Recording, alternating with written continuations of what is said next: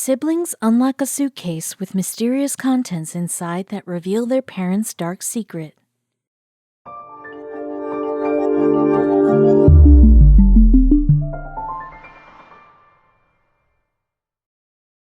But before we start, please make sure to subscribe to m&rtv and hit the bell so you never miss any upload from us. Also, leave a like right now. This story is of an old couple from the Netherlands who spent their entire life guarding a secret. The secret was kept in a red and rusty suitcase. The couple, namely Barend and Mimi, had 3 children, and surprisingly, none of them knew what was inside that suitcase. Every time they would ask their parents, they would dodge the question or even scold them. The suitcase was not meant to be opened. Though the siblings stayed away from the suitcase, they were very curious to know what it held, and finally one day they did open it. We all use suitcases while journeying from one place to another, but how many of us use it to keep a long-hidden secret?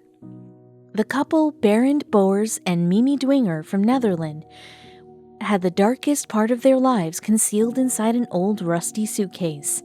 The couple had 3 children who grew up to be responsible and polite. No doubt the couple had given all the good attributes to their children. However, they never gave them the key to the suitcase that was lying in the storeroom for decades. No one could have ever imagined that the couple, who looked so close and warm from the outside, were all about secrets from the inside. Surprisingly, the couple never talked about the suitcase with their kids either. It was strange, as people usually share their secrets and heritage with their children, but the man or the woman never mentioned the suitcase to them, let alone given them a key. They had found the suitcase on their own, and when they lastly asked about the suitcase to their parents, the couple, well, it was not an expected question. The panic on their face was clear. And then, instead of replying to their questions, the couple scolded them and told them not to touch the suitcase ever again. They never asked about the suitcase. However, the fear on the face of their parents had triggered curiosity among them. It was not that the couple was of a conservative mindset. In fact, they never stopped their children from taking their own decisions. They just had made one rule for them, which was not to unlock the suitcase ever. The kids too abide by the rules. They never forced their parents to tell them about the suitcase and the mysterious thing held inside it. However, it does not mean that they did not want to know. They would get the opportunity to open it up, but not so soon. The couple's son reminisces, "As children, we knew that there was a suitcase that we wouldn't touch. We weren't allowed to." They never heard their parents talking about the suitcase. It seemed as if the suitcase does not exist, but it was there, right there waiting for someone to open it up. One more thing that the siblings had noticed was that the couple never recalled their past in front of them. They knew nothing about their family, nor did they ever visit any relatives in their entire lifetime. Years went by, and Barend Boers, who had grown old, passed away in 1979 at the age of 61. Their son finally mustered up some courage and finally asked his mother about the suitcase. Since his childhood, Andre Boers wanted to know about the contents of the suitcase. Now, as his father was gone, he could not understand the point of keeping the suitcase as a mystery anymore. He finally went up to his mother and asked her for her permission to unlock the suitcase. With time, the importance of everything wanes, even the secrets. Andre was sure that whatever was residing in the suitcase for decades would have lost its value with time. That is why he asked his mother about it. However, his mother denied permission to him. Even after so many decades, the contents of the suitcase had a deep impact on the old lady. Boers remembers his mother saying, "No, no need. There's no time." It only flamed his curiosity further. Boers now had completely grasped that the suitcase was not an ordinary one. There was something off about it. His mother was just not ready to give away the content. Does it have anything to do with the couple's mysterious past? Soon, everyone was going to find out. Boers said, "I eventually understood, of course, that it was hard for her to deal with what was in the suitcase. What was so extraordinary in the suitcase? Even though he really wanted to, he could not unlock it. But that was not the only chance he got." Boers, too, did not know much about their parents' past. All he knew was that his parents first met each other in their childhood, as both of their families were in the same line of the textile business. At the age of 14, Barend took up an apprenticeship under Mimi's father. The both were good friends, and their friendship turned into marriage when Barend, 28-year-old boy, popped the question to 21-year-old Mimi.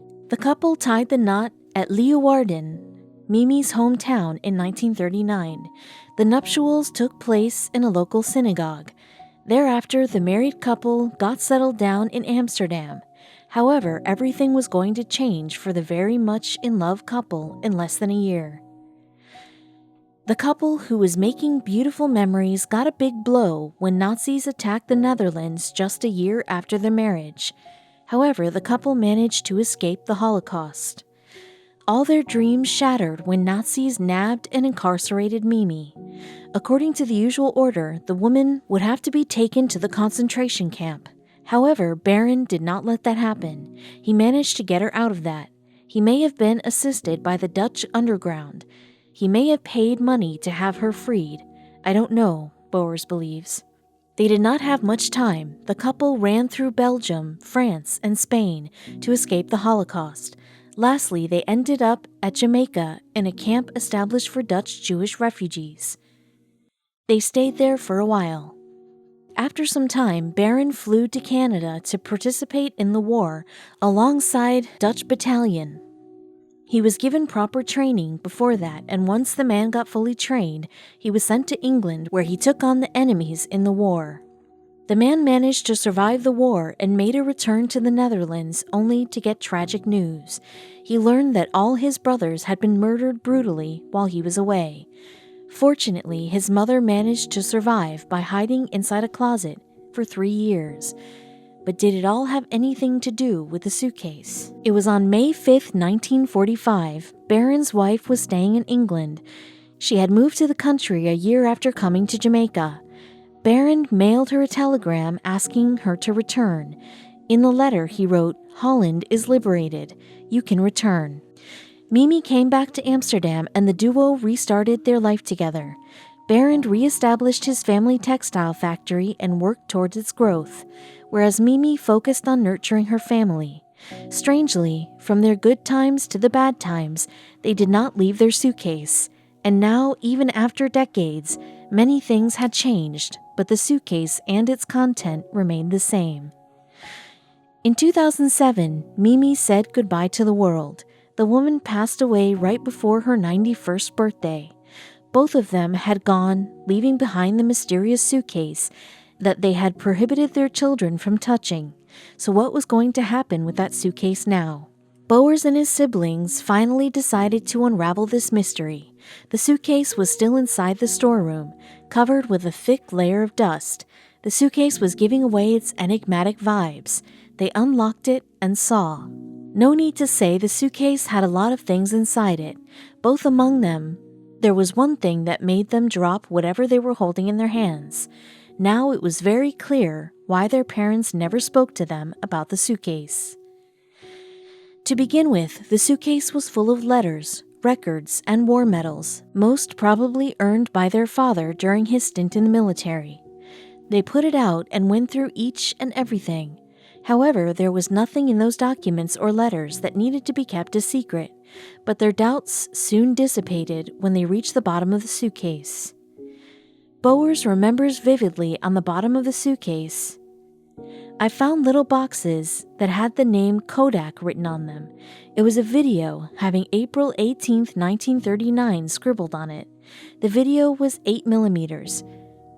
What was it about? The siblings were soon going to figure it out." They inserted the video in their cassette player and pressed the play button. The video, despite being so old, ran smoothly. It featured a bride and a groom with a big crowd in a city hall and later in the synagogue. The film proceeds on showing the newlyweds indulged in celebrations involving their family and closest friends. The siblings could not understand who they were. They had never seen any of them in their life. But soon they began to recognize faces. The bride and the groom in the video were their parents. It was their wedding video. They had never seen this video. Surprisingly, their parents, too, never revealed that they actually had a wedding video. However, apart from their parents, no matter how much they tried, they could not figure out who was who in the video. Bowers responded, "I saw so many people in it that I didn't know, aunts and uncles that I couldn't identify. So this is why their parents kept it from their children, as the memories of the past were unbearable. Moreover, none of those in the video were living, so seeing the faces of gone loved ones must have been painful for the couple." Bowers revealed, "Most of the people that you see in this wedding movie were not alive a few years later. All of them were murdered in the camps. I never met them." The video indeed was precious and featured an important part of history, so he thought of sharing it to the world. He knew that his parents never wanted them to see the video, but at the same time, it was important for the world to see how a war initiated for territories and dominance took many lives and ruined families. Bowers said, "It was a highly emotional opportunity to see my grandparents, great-grandmother, uncles, aunties, and many others just a few years before most of them were murdered by the Nazis." On one hand, he wanted to let the world know about the video, and on the other, he thought about his parents who did not want this video to come out of that suitcase. He said, "My parents never spoke about the war and didn't want to deal with what happened." However, Bowers decided to put the video to light. Bowers, who served as the chairman of the Center for Research of Dutch Jewry at the Hebrew University of Jerusalem, finally made the decision.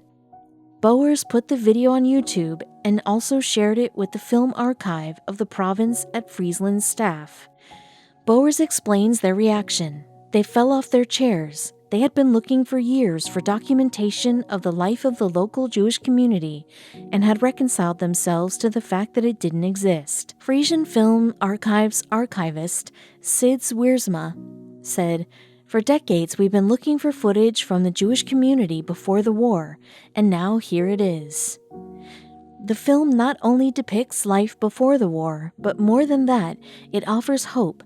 Hope that not all the people in that film died in the camps, that a few managed to escape after all, Sids explained. The Holocaust had nearly destroyed the Frisian Jewish community, and this video happens to be the only video featuring Frisian Jewish community before the tragic event. No doubt it gathered views and likes once the Frisian Film Archive launched it out. Don't you want to watch the video? Thereafter, the couple turns to a local synagogue from Leeuwarden City Hall. The video then focuses on the entry point of the shul that is crowded with men and women making into it. The crowd includes locals coming home from the Jewish quarter of the same poverty-stricken provincial city.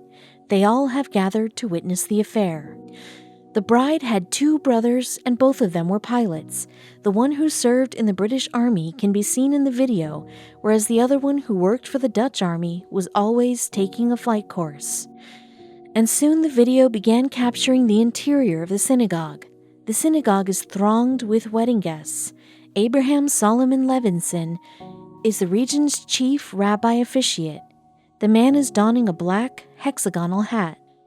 Then is the reception, in which the couple seems all relaxed. The reception took place at the German Eagle, the local Jewish kosher hotel. The camera pans over guests who are chit-chatting while drinking advocat, Dutch eggnog, and chuckles when seeing the camera. And lastly, the groom can be seen kissing his bride on the forehead.